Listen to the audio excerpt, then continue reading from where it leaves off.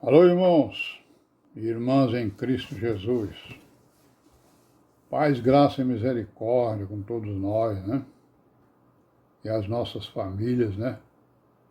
Nesse dia, que é o 16 de julho, aliás, de agosto, né? 16 de agosto de 2022.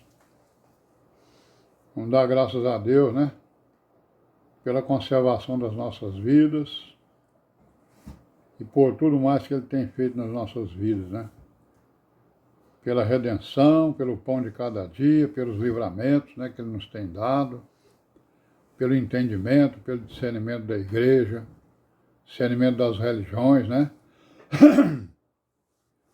e das teorias e filosofias e teologias que são contrárias à palavra, né, contrárias à sã doutrina. Tudo isso temos recebido, né, irmão, de graça do nosso Deus e do seu Filho Jesus Cristo. Pela palavra, né, que é o caminho, a verdade e a vida, que Ele tem nos mostrado, né, para que possamos seguir essa palavra e sermos contados no número daquelas virgens prudentes, né, que ouvem a palavra e a põem em prática. E essas virgens prudentes serão o quê? Serão as arrebatadas, né, naquele grande dia. É o próximo grande acontecimento da criação, né? Vai ser o arrebatamento das virgens prudentes, que é a igreja, para as bodas do Cordeiro, né? Para a honra e glória do nosso Deus Todo-Poderoso. E amém, graças a Deus, né, irmãos? E vamos orar, né, irmãos? Orar, vigiar. Orar e vigiar para não cair em tentação. Perseverar em oração, né? Perseverar em sinceridade. Quem anda em sinceridade anda seguro, né, irmãos?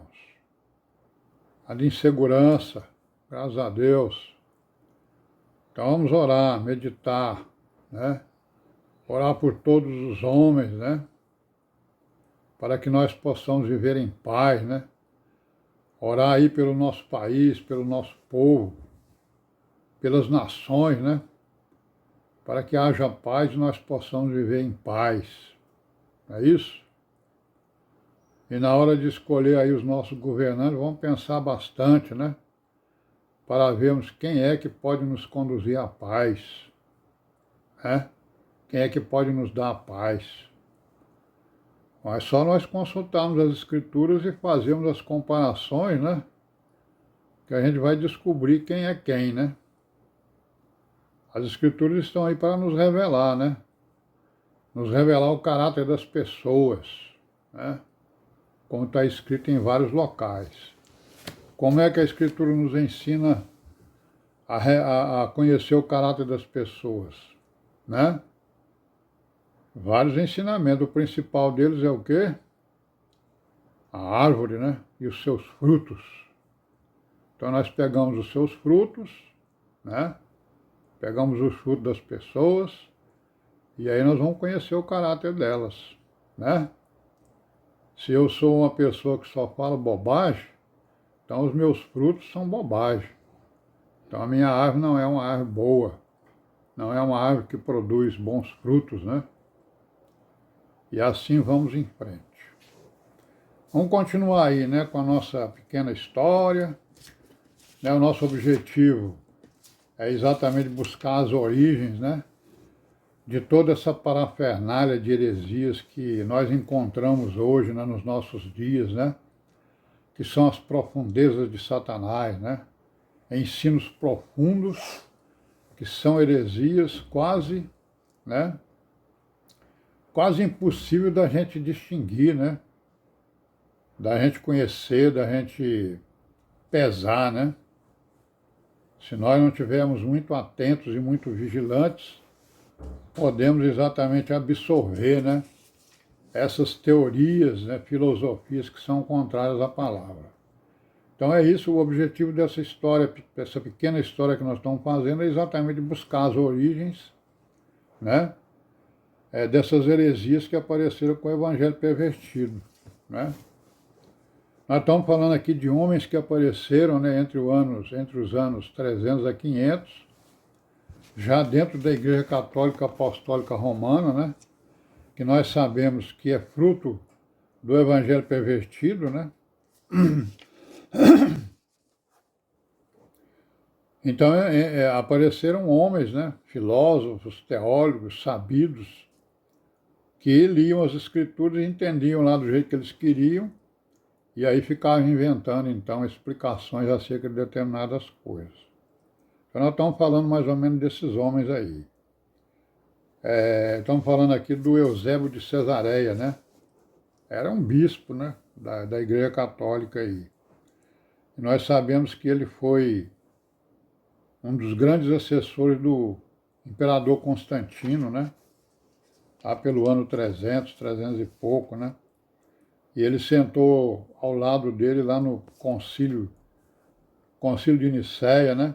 Que Constantino, né? A meu ver, que foi o primeiro papa da Igreja Católica, ele convocou, né, o concílio de Nicéia para exatamente discutir lá as heresias, né? Várias heresias, né? E aí lá nesse concílio de Nicéia, o Eusébio de Cesareia sentou ao seu lado, foi seu assessor. E lá tinha dois partidos, né? Tinha o partido do Atanásio e o partido do Ário, né?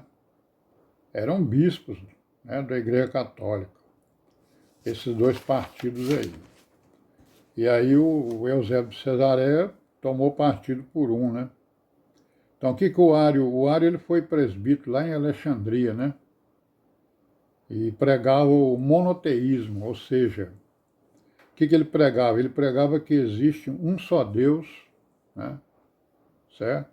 Não gerado, claro, né? Eterno, como dizia ele, sem começo e sem fim.